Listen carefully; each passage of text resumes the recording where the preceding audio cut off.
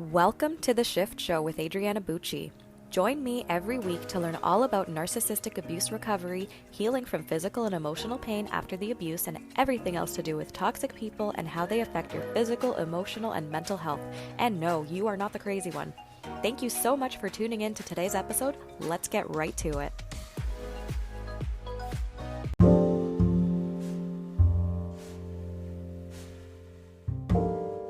Hello and welcome back to The Shift Show. Today's episode is 5 subtle signs of love bombing that the narcissist in your life does not want you to know about, and they're probably going to get pretty pissed off with me for letting you know about these signs. So, let's first of all talk about what exactly love bombing is. So love bombing is actually the first stage in the cycle of narcissistic abuse. So there's 3 main stages. There's a whole bunch of diagrams out there with like even more complicated steps, but I believe in keeping it simple because figuring all of this out is already such a shit show and so complicated and so confusing that I don't see any point in overcomplicating it with the extra steps, because they really just, it always just falls into the same 3 steps anyways: love bomb, devalue, or discard. So some people say the honeymoon phase or the idealization stage, and they say that it's different. I still think it's love bombing because there's different degrees of love bombing at the end of the day. So the whole purpose of love bombing is for the narcissist to gain your trust, okay? It's to make themselves likable. So they're going to say things to you that you want to hear. They're going to potentially sound like a very reasonable person. They're going to say things that make complete sense. They will compliment you. They'll be nice to you. They'll be reasonable. They'll be making sense for once. That's all love bombing at the end of the day. When you first get into a relationship with a narcissist, for example, the love bombing is very obvious because they come on really strong. Your soulmates, your twin flames, blah, blah, blah. They can't live without you. They're falling in love with you after 12 hours. Like, it's just way too much. And, a lot of us, we tend to have that Disney princess syndrome, and we fall for that kind of shit until we realize that it's all bullshit. So, as someone who has in the past dated several narcissists, I know this all too well. But glad that I broke that cycle, and I'm glad that I found a normal husband who does not love bomb me at all. The whole purpose of love bombing is to gain your trust, because you're not going to trust somebody that you don't like. Let's be realistic, right? It's human nature. If you trust somebody, chances are you like that person, you respect them, you have something in common with them, you share interests, like whatever it is that gains your trust with another person. And so that's really the whole point of love bombing. Now, in different dynamics of different types of relationships, love bombing might not be so obvious. And the other thing to understand is that love bombing can also happen like at any given time, right? It can literally, like, I'll give you an example on how they can go through the whole cycle of love bomb, devalue, discard in like a couple of sentences. So they might send you a message that says something along the lines of, "It's so awesome that you did this thing. You're such a great person. I love this about you, but," and then they start degrading you, right? And then they'll start saying all these awful things about you, blah, blah, blah, or they'll just say one bad thing about you. It really doesn't matter. It's still the same cycle at the end of the day. They might say, but, the way that you wore your hair was offensive to my standards, or whatever. It can literally be about anything. Trying to think on the spot of like a better example. They might even say you were being rude, right? Like, you did this awesome thing and I'm proud of you, but the way that you accepted the award was rude, or like the tone you used was rude, whatever. And then they'll put like a discard at the end of it, and like, I'm not going to be available for the next week. I'm going on a work trip. Talk to you later, right? Like, that's literally love bomb, devalue, discard all in one shot. But like, it's like a microcycle, because the way that we usually think about it is that it's like stages, and like each stage takes days and days, but sometimes each stage can just be like half a second long. So just something to be aware of. And these subtle cycles of abuse can be overlooked a lot of the time, and they will subtly love bomb you sometimes, and you might not even be aware of it. So now that we have sort of a more basic understanding on what exactly love bombing is, we're going to get into the 5 subtle signs of love bombing that the narcissist in your life does not want you to know about. And we'll unpack it all. So the first subtle sign of love bombing is simply that their words include specific things that you want to hear. All right? So is the narcissist apologizing after a fight? Are they agreeing with you? Are they finally starting to make sense and not contradict themselves for once? This is actually a very subtle form of love bombing, and it just really depends on the situation. But the point is, they're saying things that you want to hear. They don't actually mean these things. How do you know? Because like the actions are going to contradict the words at the end of the day, right? So they might say like, I'm sorry for doing this horrible thing. I understand where you're coming from. It's not going to happen again. They're not actually sorry. It's not actually going to not happen again, because then it ends up happening again. And you end up being shocked because this person apologized. So you need to understand that they're just apologizing just for the sake of apologizing, just to gain your trust so that the cycle can continue. That's the whole point of it. And this subtle form of love bombing is really just something that the narcissist uses as a way to regain your trust after a conflict. So it can feel confusing at first, but the easiest way to tell is that as soon as the narcissist is satisfied that they have regained your trust, right? So, at first you might be like, well, I need to see a real change. And they will take your words, right? And this is why there's no point in saying things to the narcissist. They will take your words. They study every single word that they give you. They are mining it for information. So now they have the information that as long as you see that they have made an actual change, then you're good to go, right? So they might actually go ahead and change some aspects of their behavior, and then they will point it out to you, and they'll tell you like, hey, look, I did this and I didn't do the bad thing that you don't want me to do anymore. Aren't you happy? Aren't you pleased with my behavior? Give me supply, right? They're not going to say that in those words, obviously, because everything is manipulated. But once they know that you're hooked back in and you actually trust them again now, and you believe them, you've invested your trust into this person, that is when the mask is going to fall off all over again, right? So that's really all it takes for them to start devaluing you after a love bomb. Your trust, and them knowing that they got your trust back. So just something to be aware of. And that's how you're going to know if it was a love bomb, because of course the devaluation is going to happen shortly thereafter. The second subtle sign of love bombing is if you feel something going on in your nervous system, okay?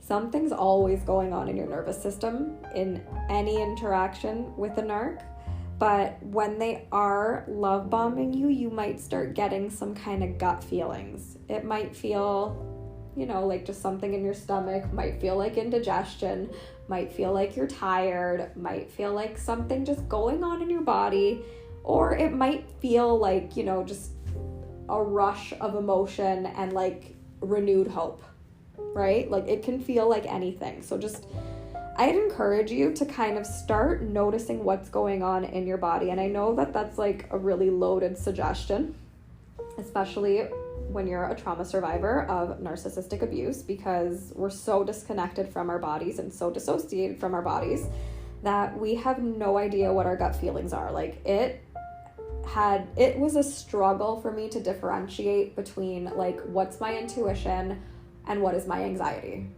right? What is my gut trying to tell me something, and what is just like my trauma brain doing its little song and dance.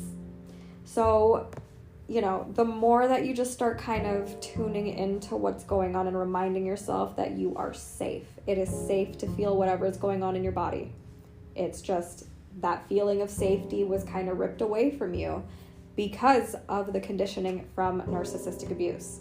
So understanding that can help you to kind of start trusting your body and trusting your gut feelings.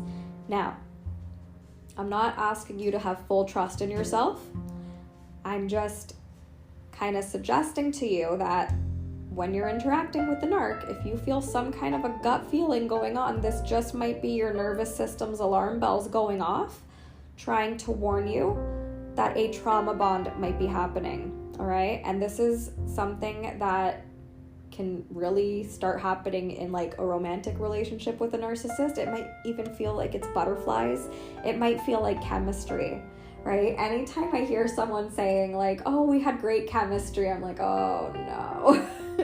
If there's chemistry, it's probably a trauma bond. It's probably a nervous system reaction. It's probably like actually fear, but you know, you interpret it as excitement and hope for the future and all that kind of stuff. So just sort of start tuning into like what that feels like for you.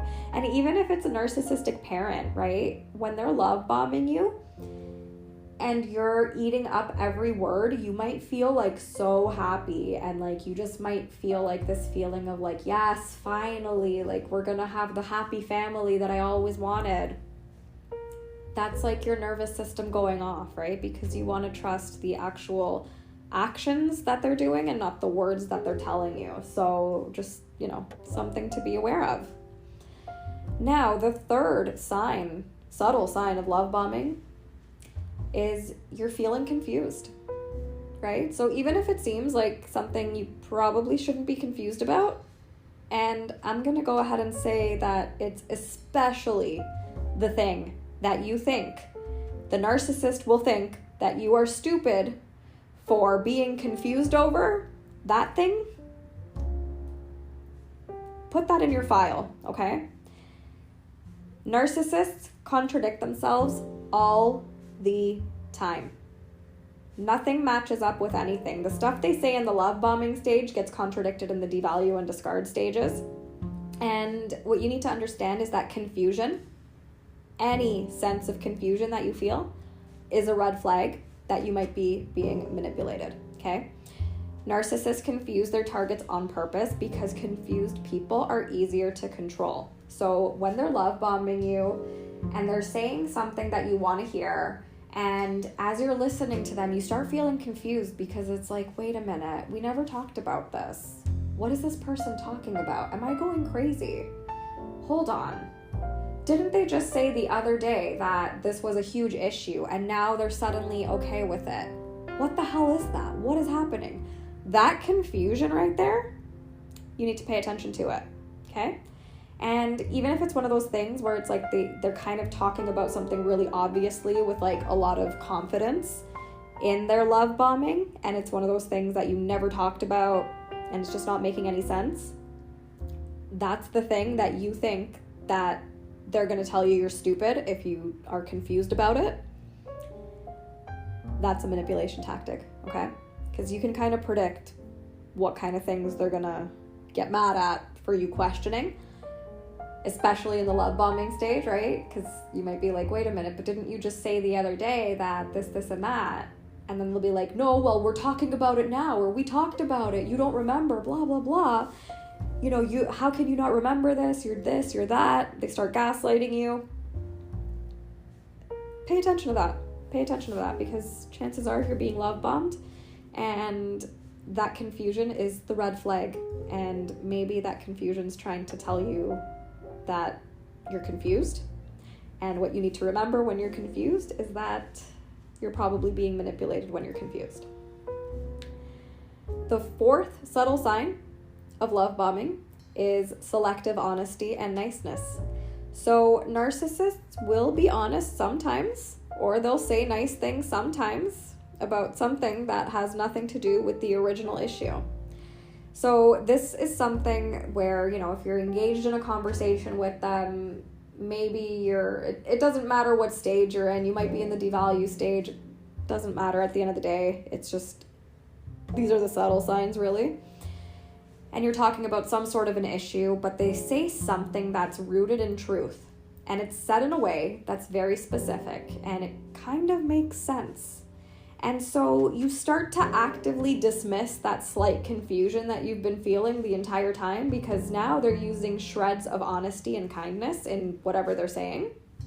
And what you need to understand is that narcissists will use this subtle form of confusing love bombing in order to distract their target from the original issue, because that helps them to escape accountability from whatever you're trying to have a conversation about with them, right? Maybe you're trying to set a boundary. Maybe you're trying to call them out on their behavior. It's just not something I recommend doing, because it's just going to turn into a whole thing and them trying to get supply out of you. So again, less is more. The less you say to the narcissist, the better, because they're just going to turn it into a whole thing. This pattern does not end. It is the song that literally never ends. And so when they start being honest about things and sort of making sense and kind of very specific, it's easy to get kind of suckered into that. And next thing you know, the whole cycle has started all over again. And finally, the fifth subtle sign of love bombing is just this super, super excitedness about talking to you at first, okay? So sometimes, maybe you haven't talked to this person in a while, or maybe you've been discarded by them because they were focused on another source of supply. And all of a sudden, you're hit with this sort of unexpected but kind of nice, huge burst of enthusiasm at the start of a conversation that you thought wasn't really going to be a good conversation, right? Maybe you see their name pop up on your phone and you're like, oh shit, like what's this going to be? And then you open the message and it's like, you're so relieved, like, oh my God, okay, they're nice, they're being happy, they're happy to talk to me. That's kind of weird, because the last conversation we had wasn't so great, right? And they seem super, super pumped and super excited to talk to you. And you start feeling like, hey, wow, okay, maybe this person finally values my time and they finally value talking to me. They value my friendship. They value the relationship we have. They value my role in the family, whatever it is. And then you start to wonder if maybe you were being a little bit too harsh in your boundaries. But then, of course, as that conversation starts to progress, you start remembering why you had the boundaries to begin with, and you kind of regret, responding to them. So just something to be super aware of, all right? And so now I'm going to give you 3 tips on how to deal with this subtle love bombing. So the first tip that I'm going to give you, and this is just a life tip in general, acceptance, okay? You have to accept the reality that's happening right in front of your eyes. You have to accept the other person for who they are, not who you hope they can be, not for their potential, not for who they can be when they're having a good day. You have to accept them for exactly who they are, okay? It's important to remember that you cannot change another person. You're not that powerful, okay? The narcissist might make you think that you're powerful enough to completely ruin their day, and that you're powerful enough to have such an impact on them, and whatever they're trying to manipulate you with, you're not that powerful. So I say that to hopefully give you some relief, not to insult you, okay? Because you don't need that pressure on yourself to have that sort of power over people. Okay, so just acceptance, acceptance, acceptance. The second tip is to drop the false hope. I know this is easier said than done, all right? And I do have a mini course on how to let go of the false hope of the narcissist ever changing. I will link that here.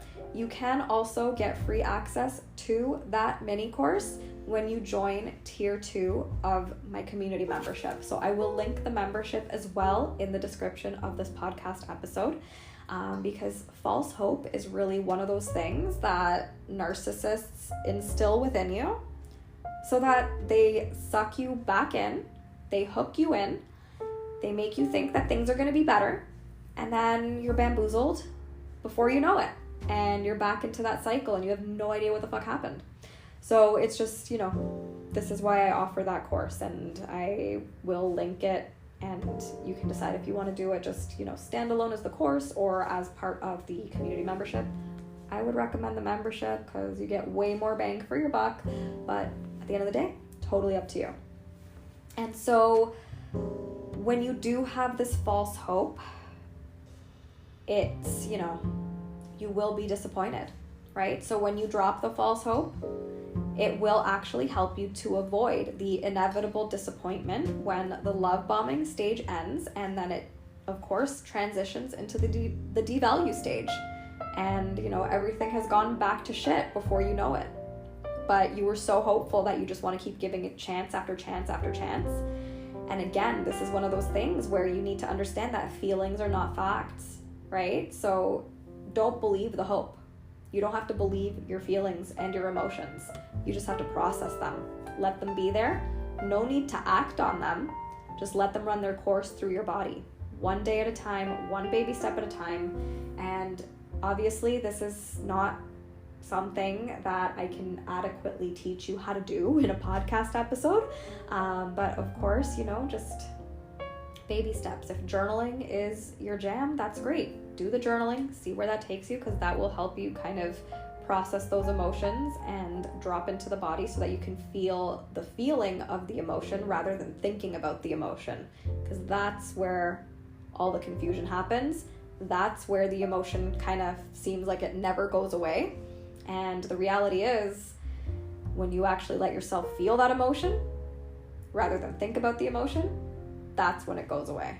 That's when it processes. But it's one of those things that it does take work. It does take, baby step after baby step.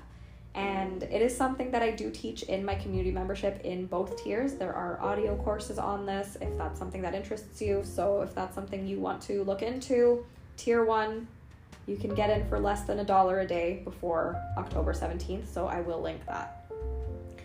Now, the third tip on how to deal with this subtle love bombing is to really pour your focus into your healing journey, right? Instead of placating the narcissist, right? Because they want you to focus on them.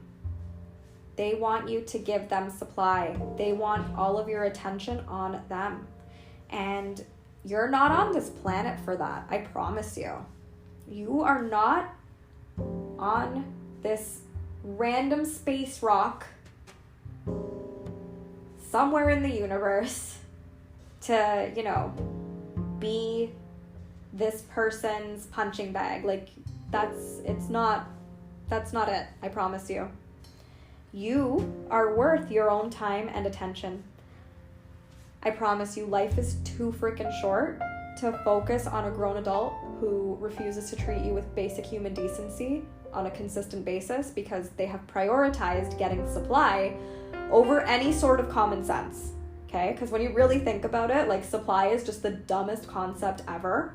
And if they were just nice and normal and had empathy and treated you with respect, they would get all the attention ever from you, And so they're not entitled to that from you. No one's entitled to any of your attention, unless it's your dependent children, obviously, you need to pay attention to them. But no grown adult is entitled to your attention, your time, your resources, your energy for any reason, okay? So I would encourage you to start prioritizing your healing journey, one baby step at a time, whatever that looks like for you, whether it's listening to podcast episodes, learning more about this crap, learning more about emotional regulation, working with a therapist, working with a coach, joining a support community, whatever it is that resonates for you, focus on that instead of the narcissist, because focusing on the narcissist is it's not going to help you in any way, shape, or form. It's not going to it's not going to change the relationship either, because it's still going to be that exact same love bomb, devalue, discard dynamic, all in the name of supply, which it's just, there's more to life than that, I promise you. All right. So that is it for today's episode. I hope this has been helpful, and I will see you in the next episode. And feel free to check out the description for the links that I mentioned earlier. Take care. Bye.